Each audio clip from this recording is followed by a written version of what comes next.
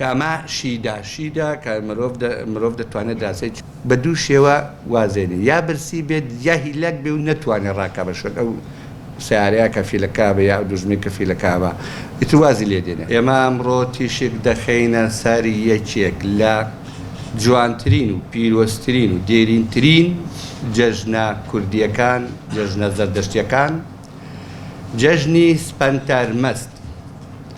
سپەنتەرمەست مێژوەکەی دەگەڕێتەوە بۆ 3750 ساڵ پێش ئێستا ئەم جەژنە کراوە وەک زەردەشتیەت، بەڵام پێشتریش ئەم جەژنە بە شێوەیەکی کە لە ناو مێترایەکان و دەروانەکان و پێشتریش بە شێوەی تر کراوە بۆ پیرۆزکردنی ڕۆڵی ئافرەت. زەردەشتیەکان بە 7 جەژن ناسراون کە ئەمانە هەموو جەژنی نەتەوایەتی و جەژنی ئاینین. ئێمە بەداخەوە تەواو شارەزای ئەو هەموو جەژنانە نین، بەڵام ئێمە وەکو زەردەشتیانی کوردستان پرۆسەکە هەوڵ دەدەین ئەم جەژنانە زوندووکەینەوە بۆ ئەوی پیرۆزیەکەی بەرز بنرخێندین لە کاتێکا کە ئێستا هەموو کورد هەموو جیهان جەژنی ڤالەنتاین دەکەن، بەڵام بەداخەوە ئاگایان لە مێژووی ڕاستەقینەی سپەنتەرمەست نییە. لەبەرەوەی ئێمە بارچی دەزانین ڕێز بۆ ڤالەنتاینش دابنێین، ڕێز بۆ سپەنتەرمەزی دابنین، بەڵام بێئاگانە بین لە مێژوو. سپەنتەرمەست بە ناوی یەکێک لە ئەمشا سپەندەکانی زەردەشتیەوە نامنراوە کە پێدەوتێ سپێنتەر ئارمایەتی، کە ئەمە یەکێکە لە خەسڵەتەکانی مێینەی سیفاتی خودا. لە ئاینی زەردەشتیدا خودا نا نێرە نا مێیە.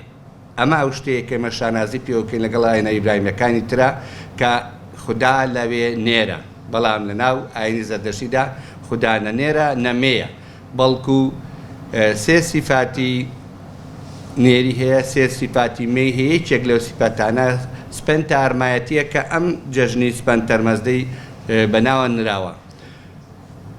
جەژنەکە لە دێریندا بە 5 ڕۆژ ساز کراوە.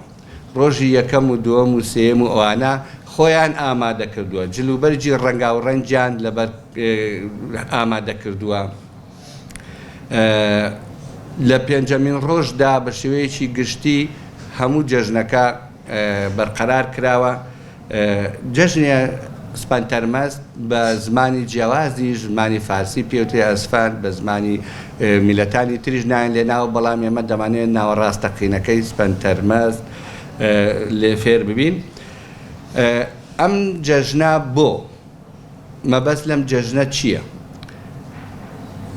لەبەرەوەی ئێستا گەورەترین کێشە لە دنیادا ڕوبەڕووی ژنان دەبێتەوە. بۆ چونکە مێژووی ژن بە 4 قۆناغدا تێپەڕیوە. قۆناغێکیان یەکەم ژن سالاری بگورن، دووهەمینیان بەڵانسێکی وەرگرتووە لە زەردەشتیدا نە ژن نە پیاو سالار بووە. قۆناغی سێهەمیان لە سەردەمی ئاینە ئیبراهیمیەکانی موسا و عیسا و محەممەد و خۆیان لەبێت بووە بە پیاو سالاری، تەنانەت خواکانیشیان نێرینن. بەڵام ئێستا دنیای سیکۆلاریزم، دنیای عەقڵ مەعریفەت، دنیای سەردەمی عەولەما بە شوێن عەقڵێکی تازەدا دەگەڕێت کە ئەو کێشانە جارێکی کە ساز بکرێتەوە، بتوانین ئێمە زیاتر تەرکیز خێنە سەر جەندەر کە ئێسەیەکێکە لە کێشە هەرە گەورەکان، ئەوەش بڵێن کە ئێستا ڕێکخراوی مەسەلە لەسەر جەندەر کار دەکەن و پشتگیری ئەم سیمیناری ئێمە دەکەن.